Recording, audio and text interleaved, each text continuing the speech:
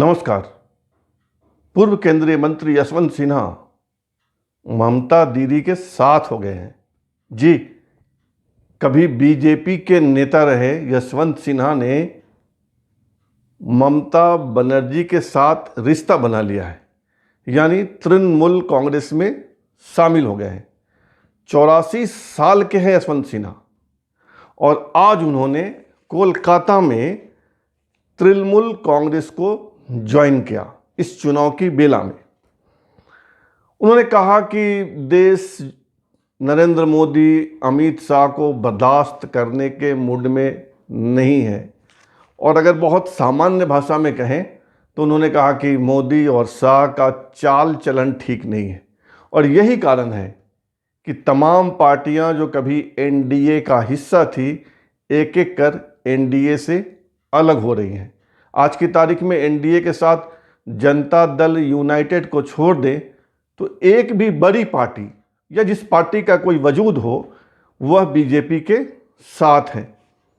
यशवंत सिन्हा ने यह भी कहा कि तमाम जो संवैधानिक संस्थाएं हैं उनके साथ मजाक हो रहा है, उनकी शक्ति का बेजा इस्तेमाल किया जा रहा है।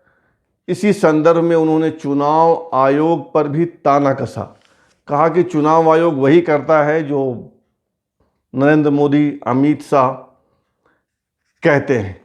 दरअसल तृणमूल कांग्रेस को अच्छा लगा होगा यशवंत सिन्हा के आने से, क्योंकि पिछले 4-5 महीने से तृणमूल कांग्रेस से आउटगोइंग तो बहुत ज़्यादा था।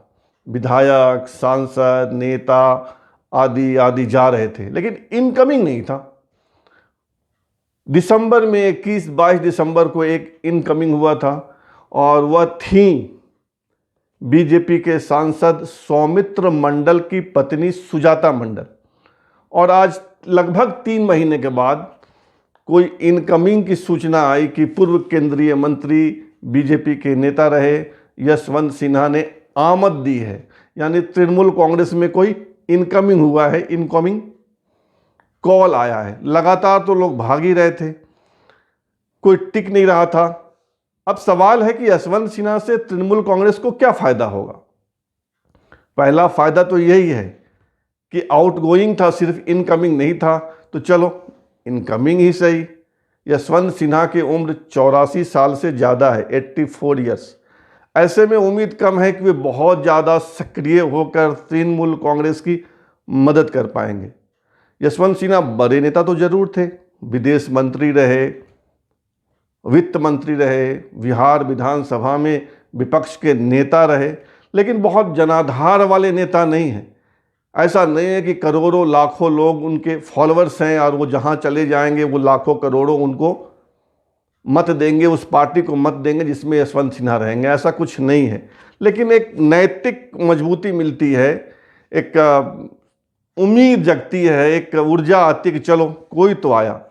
जिस ज़माने में तमाम लोग पार्टी छोड़कर भाग रहे हों, ऐसे में अगर यशवंत सिन्हा आए तो एक नैतिक बल ममता बनर्जी को मिलेगा कि चलो अच्छा है। अब सवाल है कि यशवंत सिन्हा को क्या मिलेगा। यशवंत सिन्हा बीजेपी में थे। 2014 में जैसे ही नरेंद्र मोदी का युग शुरू हुआ, उनको किनारे कर दिया गया, उनको मार्गदर्शक मंडल में रख दिया गया, जिस मंडल में आडवाणी जी, मुरली मनोहर जोशी जी, यशवंत सिन्हा, शांता कुमार आदि आदि रखे गए थे। उस मार्गदर्शक मंडल का कोई मतलब तो था नहीं। एक तरह से नरेंद्र मोदी ने यशवंत सिन्हा को रिटायर कर दिया। 14 से 18 तक यशवंत सिन्हा कुछ कुछ बोलते रहे। 18 की जनवरी में उन्होंने एक राष्ट्रमंच बनाया जिसमें तेजस्वी यादव, रेणुका चौधरी, आप वाले संजय सिंह, ये एक गैर राजनीतिक संगठन बनाया उन्होंने। लेकिन 3 महीने बाद ही अप्रैल 2018 में उन्होंने सक्रिय राजनीति से, या सक्रिय राजनीति ना कहें, दलगत राजनीति से अलग होने की घोषणा की कि वे किसी पार्टी में नहीं रहेंगे और जहां कोई समाज के लिए, देश के लिए अच्छा आंदोलन होगा, देश हित में होगा, वहां जाकर समर्थन करेंगे। ये 2000 अप्रैल की बात है। लेकिन मन उनका नहीं मानता था। जब बिहार विधानसभा का चुनाव हुआ अभी 2-3 महीने पहले, तो उसमें वो सक्रिय हो गए। कुछ छिटके हुए, पिटे पिटाए नेताओं को जमा करके उन्होंने एक मोर्चा बनाया।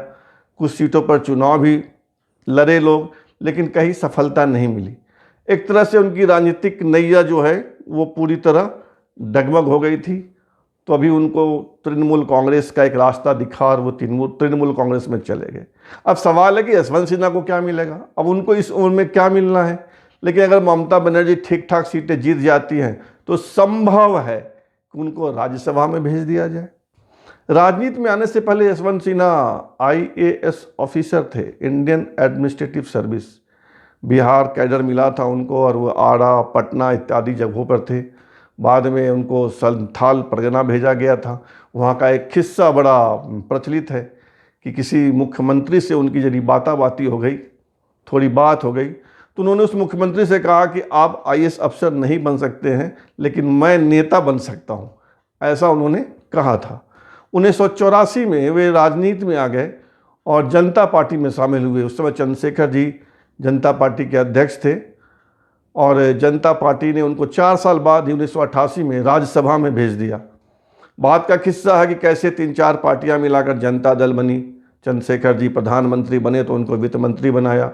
बाद में जब वाजपेयी जी प्रधानमंत्री बने तब भी वे वित्त मंत्री रहे, विदेश मंत्री रहे। इस तरह उनका ठीक ठाक चल रहा था। लेकिन वाजपेयी युग के अवसान के साथ ही यशवंत सिन्हा का युग भी समाप्त हो गया और नरेंद्र मोदी ने उन्हें किनारे कर दिया। यशवंत सिन्हा के सुपुत्र हैं जयंत सिन्हा, जो झारखंड के हजारीबाग से सांसद हैं, और यशवंत सिन्हा का टिकट काट कर ही 2014 में जयंत सिन्हा को, यानी यशवंत सिन्हा के सुपुत्र को बीजेपी ने टिकट दिया था। 2014 में जयंत सिन्हा जीते, केंद्र में वित्त राज्य मंत्री बने। 19 में भी जीते, लेकिन इस बार उनको मंत्री नहीं बनाया गया। कहा जाता है कि यशवंत सिन्हा जो मोदी और मोदी सरकार के खिलाफ लगातार बोलते रहे हैं, उसका खामियाजा जयंत सिन्हा को भुगतना पड़ा। अब यशवंत सिन्हा तृणमूल में रहेंगे, मोदी जी के खिलाफ बोलेंगे, तो और कितना खामियाजा जयंत सिन्हा को भुगतना पड़ेगा, ये देखने की बात है। फिलहाल इतना ही। धन्यवाद।